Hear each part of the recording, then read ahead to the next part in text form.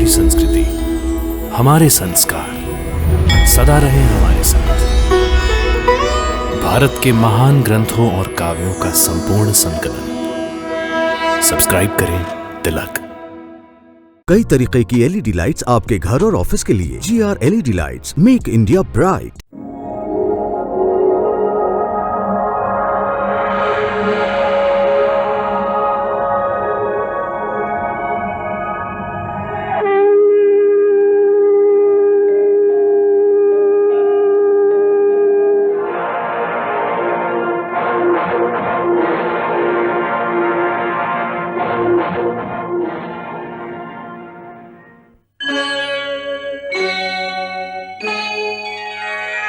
कृष्णा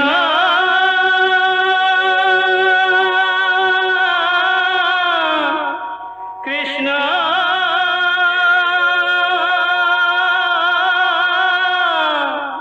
हरे कृष्णा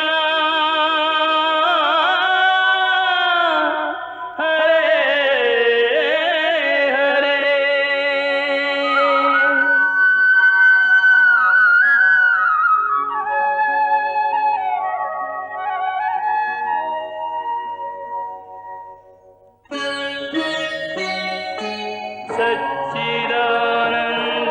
सच्चिदानन्दरूपाय विश्वोत्पत्त्यादिहेतवे तापत्रयविनाशाय श्रीकृष्णाय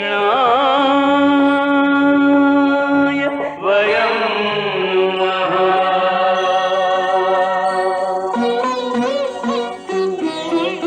श्रीकृष्ण गोविंद हरे मुरारे, हे नाथ नारायण वासुदेव। हरे कृष्ण राधे राधे कृष्ण कृष्ण कृष्ण हरे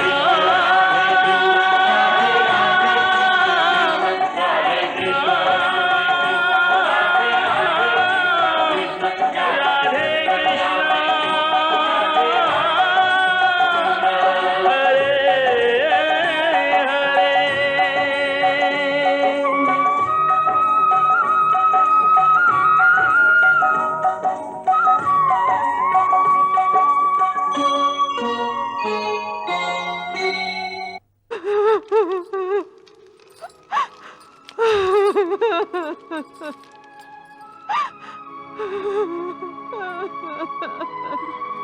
हमसे अनेक गलतियां हुई हैं पितामह, जिसके भयंकर परिणाम भी हमें भुगतने पड़े हैं।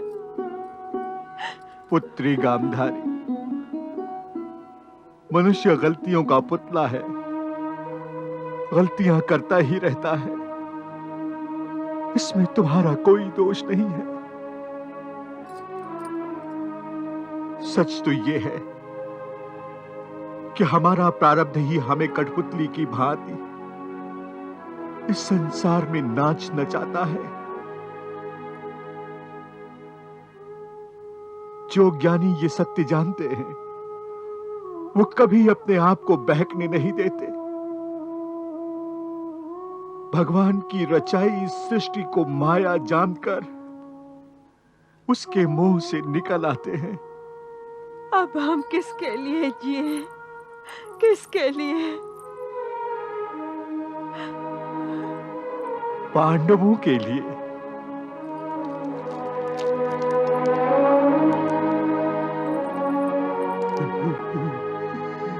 धृतराष्ट्र,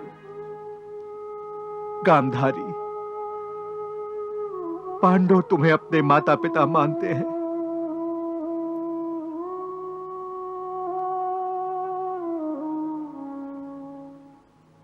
उनका मार्गदर्शन करना अब तुम्हारा परम कर्तव्य है।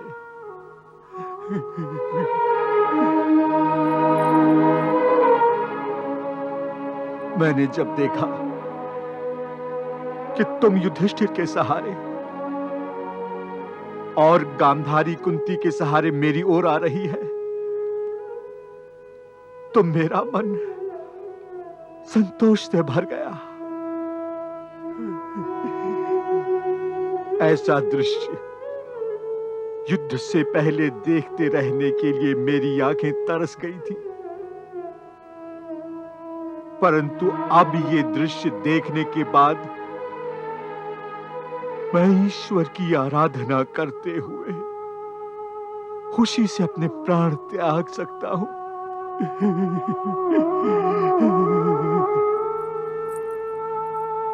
तुम भी ईश्वर की आराधना में अपना शेष जीवन बिताओ।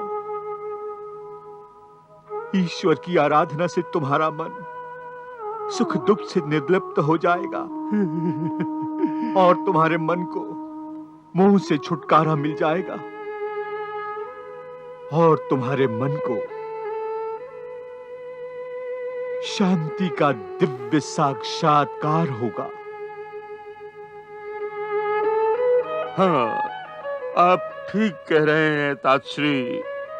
दुखी आत्माओं, टूटे हुए दिलों और बेसहारा प्राणियों का एकमात्र सहारा भगवान ही होता है। भगवान ही होता है।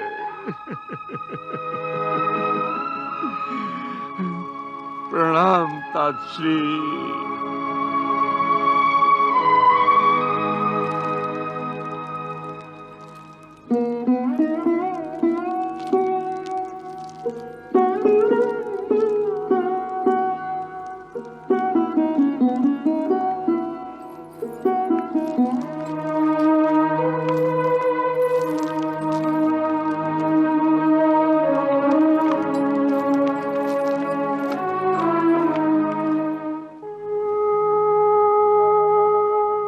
हे प्रभु, हे खेवनहार, गुरुकुल की इस डूबती हुई नैया को आप ही को बचाना है, पार लगाना है।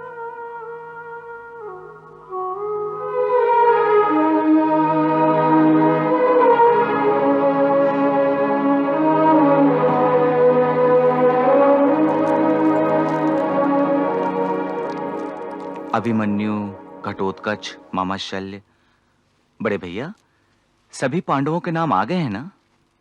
हाँ केशव, हमने इस सूची को बार बार देख लिया है। हमारे सगे संबंधियों में कोई नाम नहीं बचा है।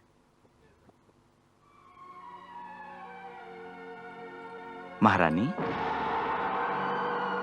आपके विचार से वीर गति को प्राप्त होने वाले योद्धाओं की सूची में किसी पांडवों के या किसी भाई बंधु का नाम तो नहीं रह गया है? कहीं ऐसा ना हो कि तिलांजलि देना रह जाए और उस बेचारे का अंतिम संस्कार भी ना हो पाए। तिलांजलि दिए बिना मरने वाले की आत्मा भटकती रहती है। महारानी, आप कुछ कहना चाहती हैं? नहीं। लीजिए बड़े भैया, पांडवों के सगे संबंधियों में कोई ऐसा शेष नहीं है जिसकी तिलांजलि शेष हो। मधुसूदन? हाँ बुआ।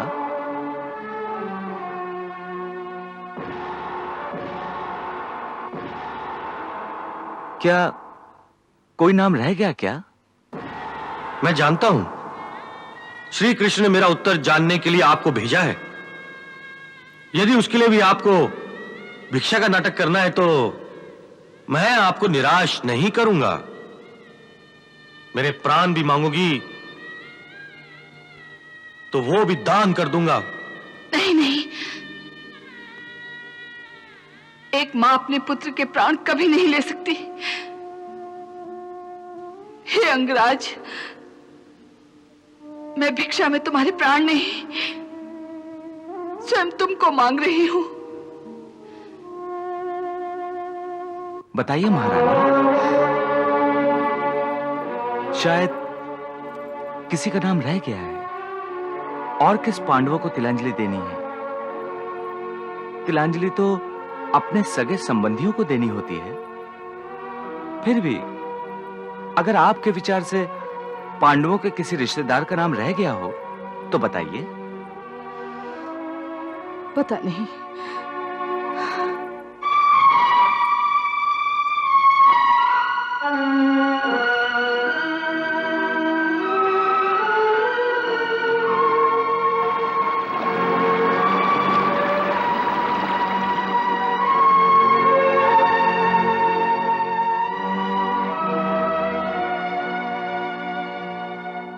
माताश्री। कौन?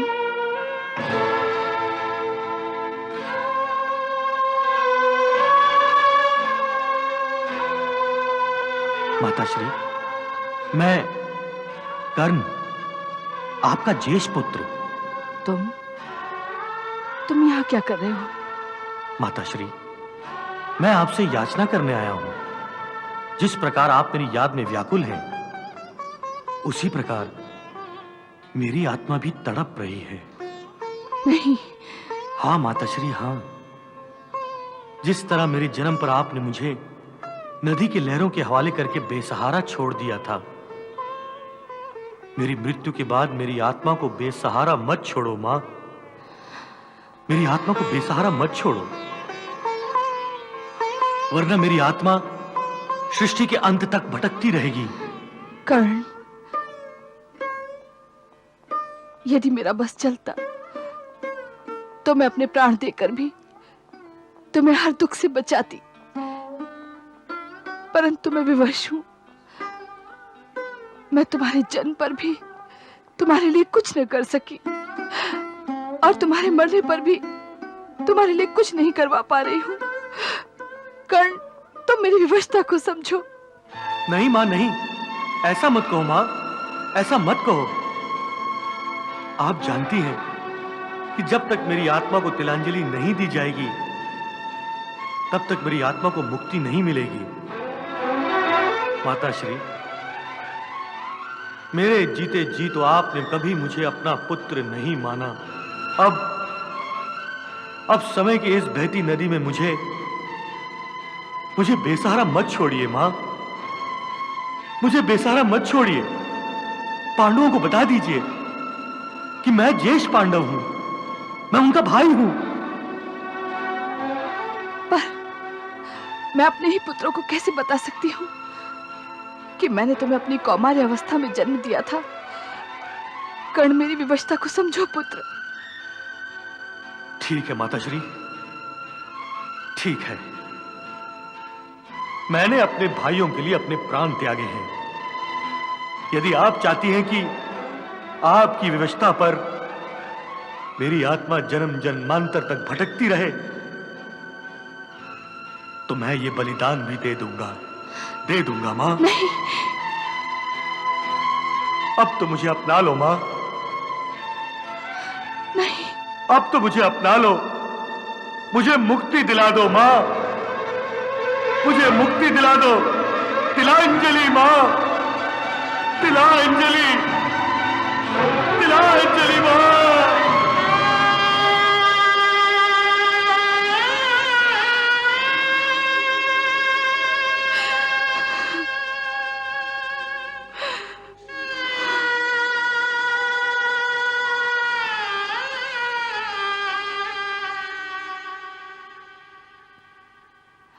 मधुसूदन, मधुसूदन। बुआ, क्या बात है? इतनी व्याकुल क्यों हैं आप? उसकी आत्मा बेचैन है, वो तड़प रहा है, मेरा कर्ण तड़प रहा है। मैंने उसे नदी के पास देखा था, वो मुझसे तिलांजलि देने की याचना कर रहा था। बुआ, आपने जो देखा है वो आपके हृदय की व्यथा थी, क्योंकि आप अपने आप को कर्ण का दोषी मानती हैं।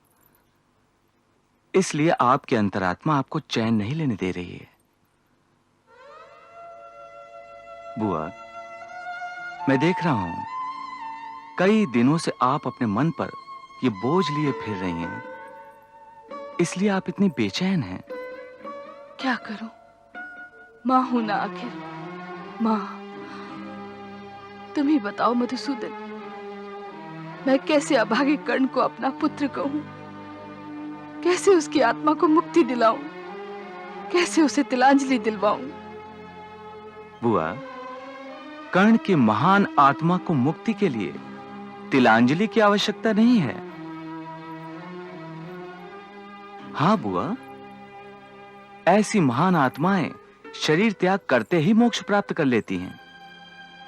तो फिर तुम शिविर में मुझे बार बार कर्ण को तिलांजलि दिलाने के लिए संकेत क्यों दे रहे थे? इसलिए क्योंकि मैं चाहता हूं कि इस महायुद्ध में कर्ण ने अपने भाइयों के लिए जो अपने प्राणों का महाबलिदान दिया है उसे सारा संसार जान जाए। विशेषकर उसके भाइयों को मालूम हो जो अब भी कर्ण को अपना शत्रु समझते हैं, जो उसका तिरस्कार करते हैं। पांडवों का भ्राता उनके घृणा का नहीं, उनके प्रेम और आदर का अधिकारी है। काश मैं उस अभागे को उसका ये अधिकार दिला सकती। काश मैं लोकलाज का पर्दा हटाकर सबके सामने कह सकती कि कर्ण मेरा ज्येष्ठ पुत्र है। बुआ, अब इस सत्य को छुपाना कर्ण के लिए सबसे बड़ा अन्याय होगा। अब आपको इस सत्य से पर्दा हटाना ही होगा और सारे संसार को कर्ण का यह सत्य बताने के लिए कल तिलांजलि देने के समय से अच्छा और कोई समय हो ही नहीं सकता। हां बुआ, और कोई समय हो ही नहीं सकता।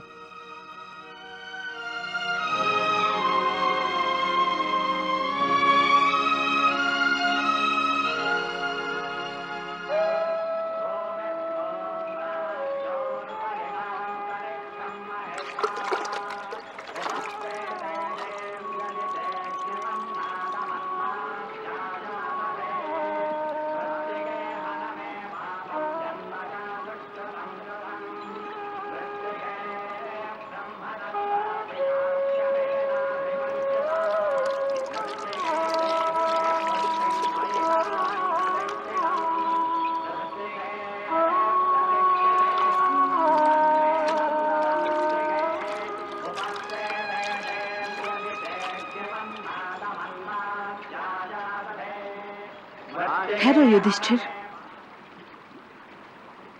अभी तुम्हें एक तिलांजलि और देनी है। किसकी? माताश्री। अंगराज कर्ण की।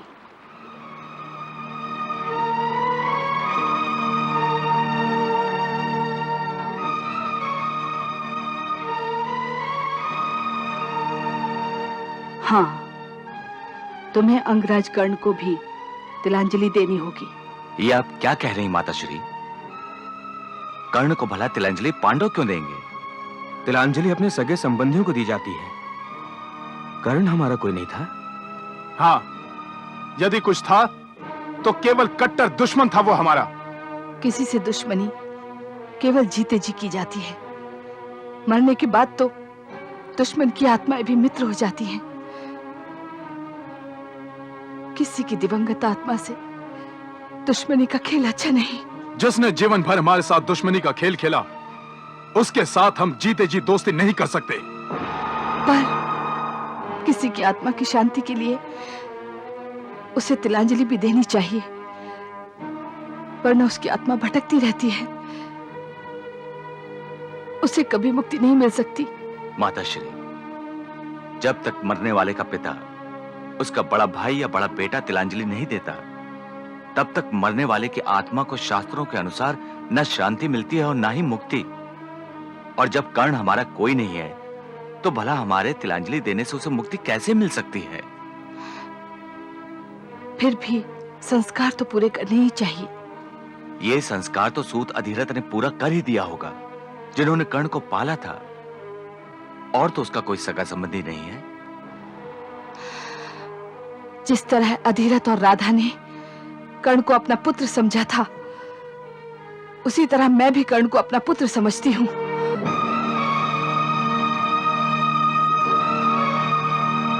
और इसलिए पांडवों को उसे तिलांजलि देनी ही चाहिए। परंतु माताश्री, जो हमारा शत्रु है उसे आप अपना पुत्र कैसे मान सकती हैं? जो युद्ध में हमारे प्राणों का शत्रु बनकर हमारे सामने खड़ा हो गया था, वो हमारा भाई कैसे हो सकता है? हो क्यों नहीं सकता? क्या कर्ण ने बड़े भाई की भांति शत्रु की सेना में होते हुए भी तुम सबकी जानें नहीं बचाई थी?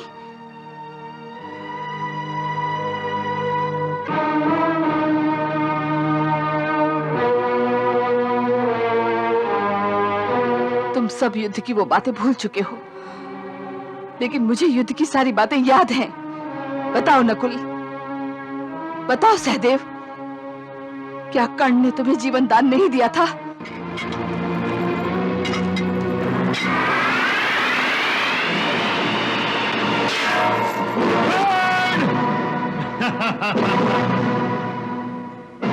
देख लिया अपने बड़े भाई के मुंह लगने का परिणाम। अब सीधे सीधे वापस जाओ, मेरी आज्ञा का पालन करो और जाकर अपने आप को सर्वश्रेष्ठ धनुर्धर समझने वाले अर्जुन से कह दो कि कर्ण उससे युद्ध करने के लिए अति उत्सुक है।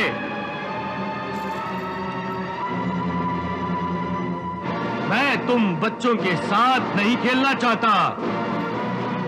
और जाकर उससे कह देना कि कर्ण ने तुम दोनों को जीवन दान दिया है। जाओ। युधिष्ठिर, तुम्हें भी तो कर्ण ने जीवन दान दिया था।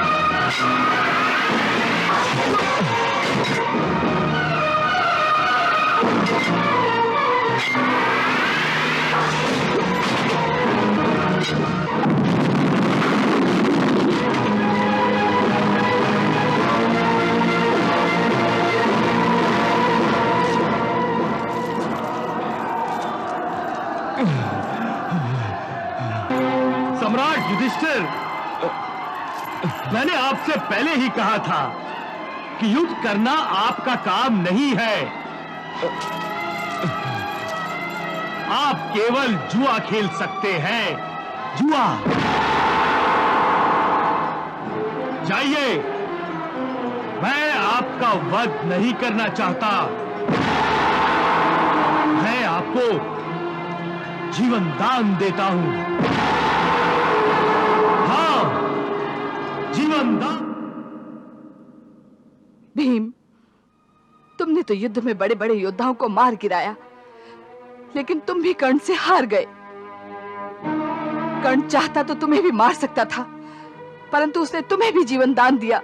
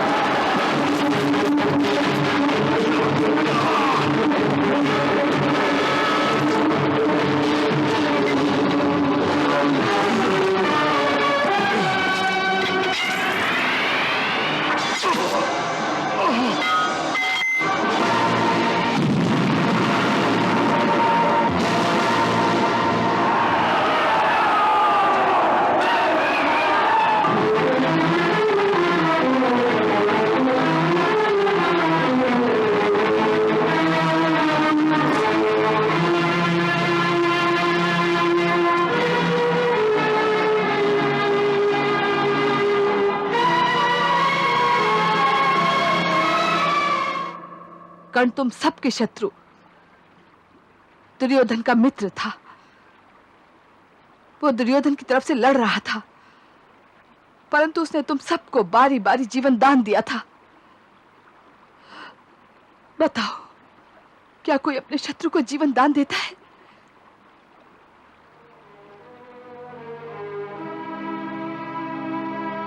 फिर भी तुम सब कर्ण को अपना दुश्मन समझते हो। अपने पर उपकार करने वाले को तिलांजलि तक नहीं देना चाहते। वो उपकार नहीं था माताश्री, कर्ण अपने आप को बहुत बड़ा दानवीर समझता था, परंतु हमारे प्राणों का दान उसने हमें बिन मांगे ही दिया था। हम उससे भिक्षा लेने के बदले उसके हाथों मरना पसंद करेंगे। पर यह सोचना नहीं चाहते कि उसने ऐसा क्यों किया। वो घमंडी था, अपने आप को हमसे बड़ा साबित करने के लिए उसने हमें छोड़ दिया। ऐसे पाखंडी को हम तिलांजलि नहीं देंगे। नहीं, वो पाखंडी नहीं था। वो घमंडी था, पाखंडी था और हमारा शत्रु भी था। नहीं।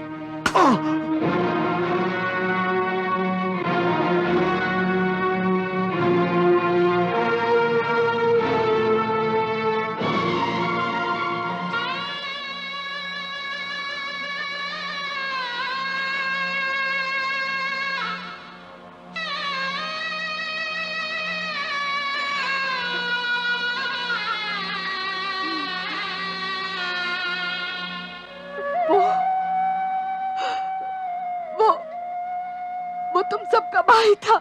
नहीं।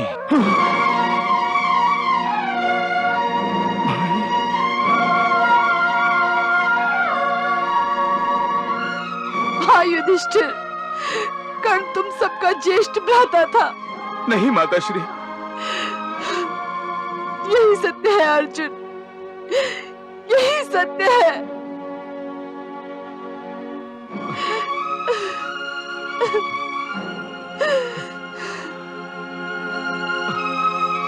परंतु ये कैसे संभव है माताश्री? मधुसूदन, मधुसूदन समझाइए इन्हें। पता नहीं माताश्री को क्या हो गया है, ये कैसी बातें कर रही हैं। भला ये सत्य कैसे हो सकता है मधुसूदन?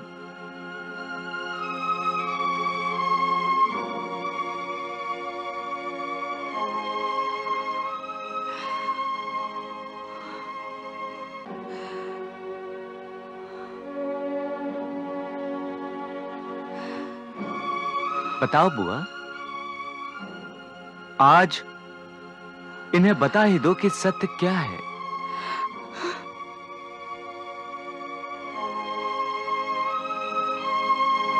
अब इस सत्य को ना ही छुपाया जा सकता है और ना ही छुपाना चाहिए। बताओ बुआ।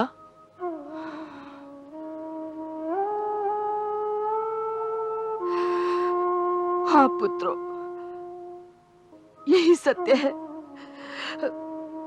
मेरा अभागा कर्ण कौन्तेय था, ज्येष्ठ पांडव था।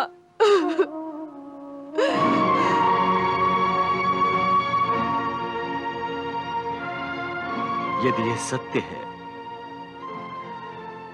तो हम किसी को भी मुंह दिखाने के योग्य नहीं रहेंगे माताश्री।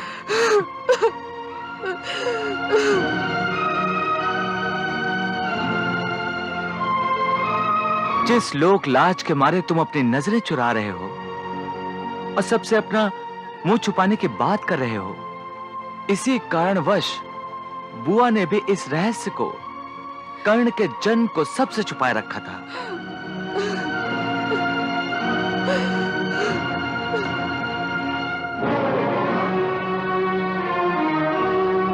तुम सब यही सोच रहे हो ना कि बुआ ने कौमार्य अवस्था में कर्ण को जन्म दिया था? हां, यही सत्य है। परंतु जो बात तुम सोचकर अपना सर झुका रहे हो, वो सत्य नहीं है। इसमें शर्म से सर झुकाने की कोई आवश्यकता नहीं है।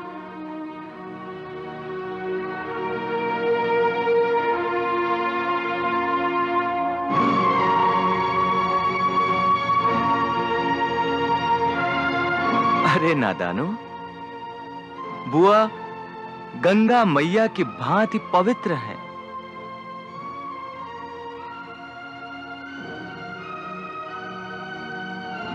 अरे मैं बुआ के आंचल को थामकर उनकी पवित्रता की सौगंध खा सकता हूं। अरे ये वो आंचल है जिस पर ऋषि, मुनि और देवता तक सर टिकाकर ईश्वर की साधना करके गर्व करेंगे, और तुम सब सर झुका के अपनी माता का अपमान कर रहे हो।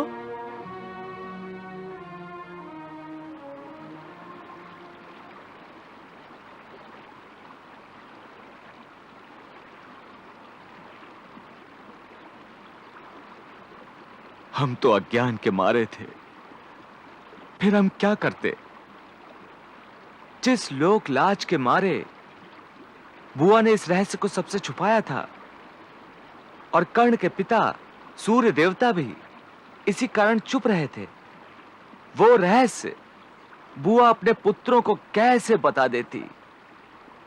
और जरा सोचो, तुम सबको कर्ण के हाथों से मारने से बचाने के लिए विवश होकर इस रहस्य को बुआ ने कर्ण को कैसे बताया होगा? क्या कर्ण इस राज को जानता था?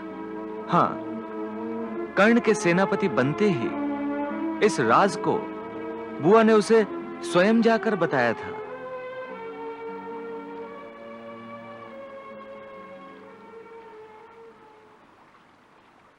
जिस तरह घुटनों के बल चलता हुआ बालक नादानी में दहकते दबकते अंगारों को पकड़ने की भूल कर बैठता है और अपने हाथ जला लेता है,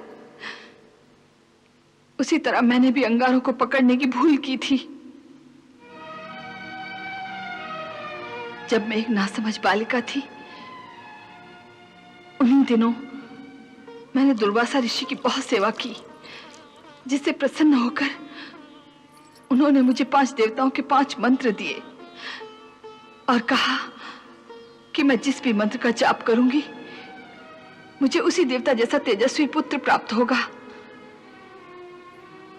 सुबह जब मैंने सूर्य देवता को देखा तो मेरे भोले भाले मन में जिज्ञासावश ये विचार आया कि देखो इस मंत्र में कितनी सच्चाई है, और मैंने सूर्य देवता के मंत्र का जाप किया। अचानक सूर्य देवता प्रकट हो गए। मुझे क्षमा कर दो सूर्य देवता। मैं विवश हूं देवी, क्योंकि मेरा साक्षात दर्शन कभी निष्फल नहीं होता। इसलिए दुर्वासा ऋषि के आशीर्वाद अनुसार तुम्हें मेरे जैसा तेजस्वी पुत्र प्राप्त होगा, परंतु उसके जन्म के पश्चात मेरे आशीर्वाद से तुम फिर कौमार्य अवस्था को प्राप्त हो जाओगी। महारानी कुंती वो महान नारी हैं जिन्होंने कर्ण जैसे महापराक्रमी और दानवीर को जन्म दिया। तुम्हें अपनी माता और ज्येष्ठ भ्राता पर गर्व होना चाहिए।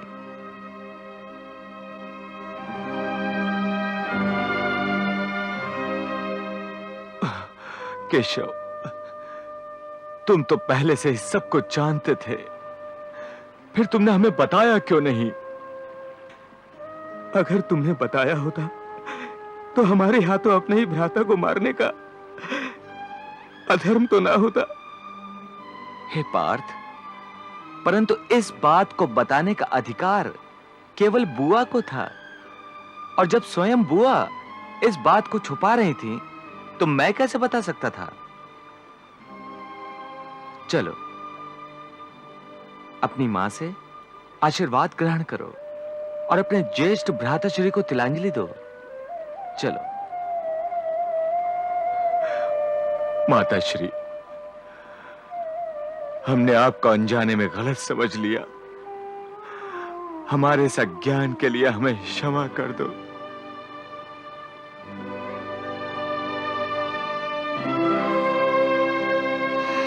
युधिष्ठिर,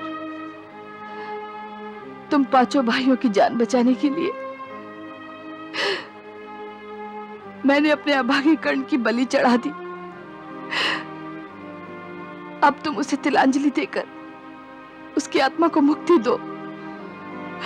उसकी आत्मा तिलांजलि के लिए उत्सुक है। जो आज्ञा माताश्री, जो आज्ञा।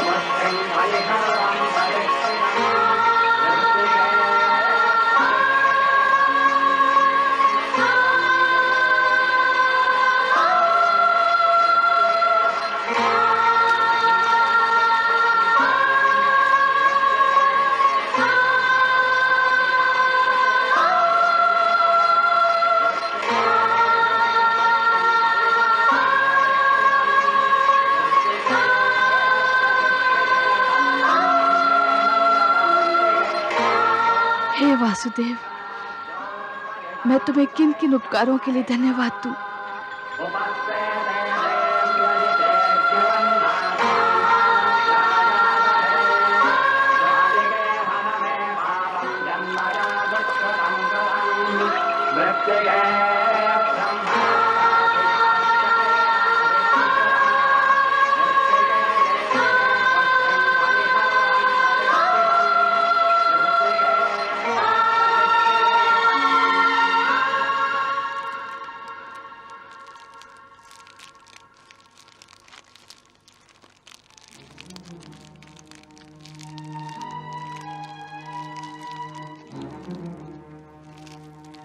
क्या बात है बड़े भैया, अब किस चिंता में डूबे हुए हैं?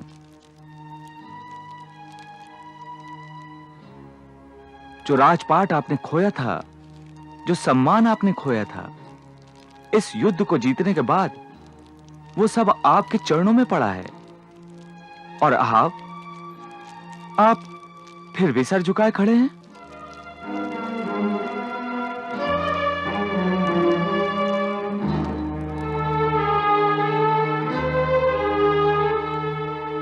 हाँ बड़े भैया, अब सर झुकाने का नहीं, सर उठाने का समय है। अब हमें गर्व के साथ सर उठाकर हस्तिनापुर में प्रवेश करना है और आपको हस्तिनापुर के राज सिंहासन की शोभा बढ़ानी है। और हस्तिनापुर ही क्या, इस युद्ध में समस्त राजाओं को परास्त करके आप पृथ्वी पति बन गए हैं।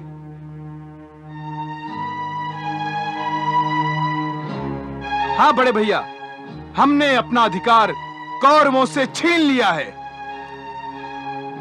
हाँ नकुल, हमने अपना अधिकार छीन लिया है,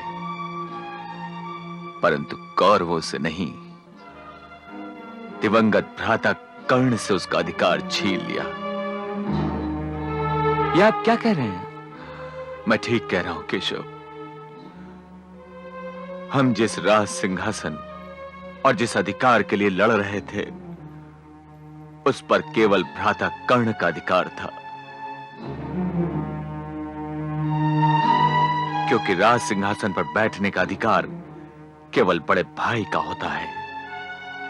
और हमने इस राज सिंहासन के लिए अपने ही हाथों से अपने भ्राता का वध कर दिया। नहीं चाहिए मुझे राज सिंहासन जो मेरे भ्राता के खून से सना हुआ है। मैं इस पर कभी नहीं बैठ सकूंगा, कभी नहीं।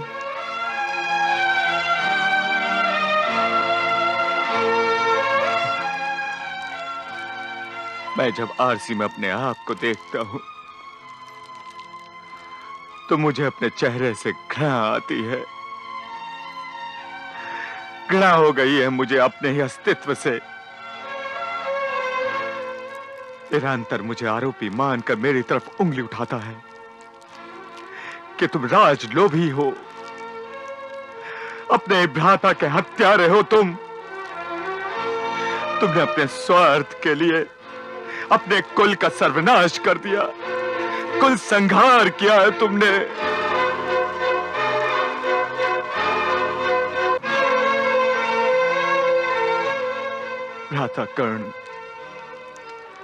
भ्राता कर्ण मेरे लिए श्री राम की भांति थे, और मुझे भरत बनकर उनके खड़ाओं को सिंहासन पर रखकर उनके राज्याभिषेक की प्रतीक्षा करनी चाहिए थी। परंतु मैंने उनका सिंहासन और उनका जीवन दोनों ही छीन लिया। बड़े भैया, ये सब अनजाने में हुआ है। आपको इस बात पर इतना शोक और संताप नहीं करना चाहिए। ये तो तुम मेरे दुख को हल्का करने के लिए कह रहे हो कृष्ण, परंतु सबसे बड़ा न्यायाधीश जो हर मनुष्य के अंतर में होता है, वो विवेक मुझे बार बार पापी कहकर पुकार रहा है। मान और अपमान, हर धर्मी और धर्म के इस युद्ध में मेरे कारण लाखों योद्धाओं का वध हुआ है कृष्ण। भ्राताश्री, आपने कोई पाप नहीं किया है। बल्कि अपने क्षत्रिय धर्म का पालन किया है। इसलिए अब आपको युद्ध में जीते अपने राज सिंहासन पर गर्व के साथ बैठना चाहिए। बड़े भैया, अर्जुन ठीक ही कह रहा है। नहीं कृष्ण, जो सिंहासन लाखों लाशों पर टिका हुआ है उस पर भला मैं कैसे बैठ सकता हूं? इससे तो अच्छा है कि मैं भिक्षा मांग कर अपना जीवन बिता लूं, संन्यास लेकर किसी वन में चला जाऊं। यदि वन में ही वापस जाना था तो 13 वर्षों के वनवास के बाद लौटकर ही क्यों आए? भीमसेन, वन में ही रह जाते हम सब। हाँ बड़े भैया, इस युद्ध में वीर गति को प्राप्त करने वाले लाखों योद्धाओं में वो भी हैं जिन्होंने आपको राज सिंहासन पर देखने के लिए युद्ध किया था। यदि आप उनके बलिदान को व्यर्थ कर देंगे तो आप उनकी आत्माओं को क्या जवाब देंगे? मैं उन सब से क्षमा मांग लूंगा कृष्ण, परंतु अपने इस हठीले विवेक को क्या जवाब दूं जो मुझे बार बार पापी कहे जा रहा है? विवेक विवेक विवेक, कैसा विवेक? ये विवेक उस समय कहा था जब आपने जुए के दांव पर हस्तिनापुर को लगा दिया था। ये विवेक उस समय पड़ा सो रहा था जब आपने द्रौपदी को दांव पर लगा दिया था। मेरी ओर देखिए बड़े भैया, मेरे अंतर में भी एक विवेक है जो जुए में द्रौपदी को दांव पर लगाते ही तड़प उठा था, और उसी तड़पन में मैंने असभ्यता के अंधकार में पलने वाले उन 100 के 100 अंध पुत्रों को अपने इन्हीं हाथों से परलोक पहुंचा दिया था। मेरा विवेक इस कारण मुझे कोई लांछन नहीं देता। आप आईना देखकर अपने आप से मुंह छुपाते हैं, परंतु जब मैं आईना देखता हूं तो गर्व से मेरा सीना फूल जाता है कि मैंने उन अधर्मियों को नरक पहुंचा दिया है। बड़े भैया, ये संताप, ये विलाप छोड़ दीजिए। आप ही ने कहा था कि यह महायुद्ध सत्य, धर्म, न्याय और सदाचार को प्रतिष्ठा प्रदान करने के लिए किया जा रहा है, और हम सब ने मिलकर अपना यह कर्तव्य भली भांति निभाया है। हाँ बड़े भैया, इस युद्ध को जीतकर आपने असत्य, अत्याचार, अन्याय और अधर्म का एक महापर्व समाप्त कर दिया है। अब आपको एक नए पर्व, एक नए युग का शुभारंभ करना है जहां केवल सदाचार, सत्य और न्याय का राज होगा। बड़े भैया, आप ही को धर्म की पुनर्स्थापना करनी है।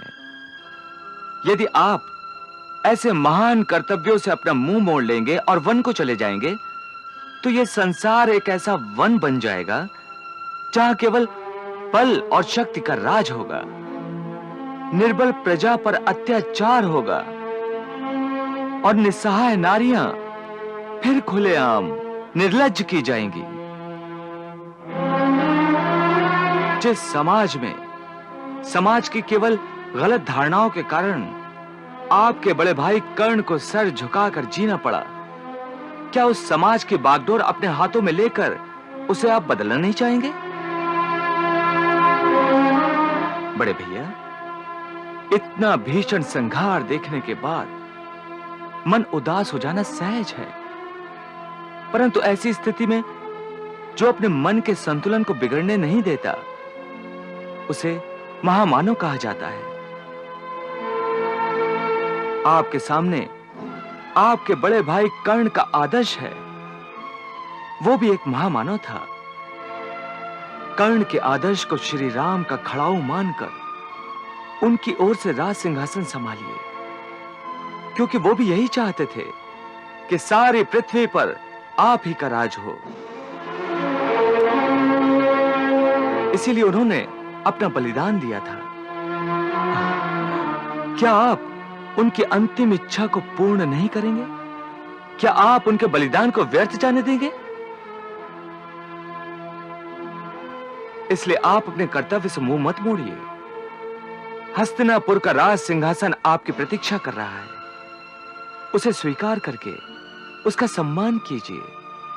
कर्ण के बलिदान के लिए यही सबसे बड़ी श्रद्धांजलि होगी।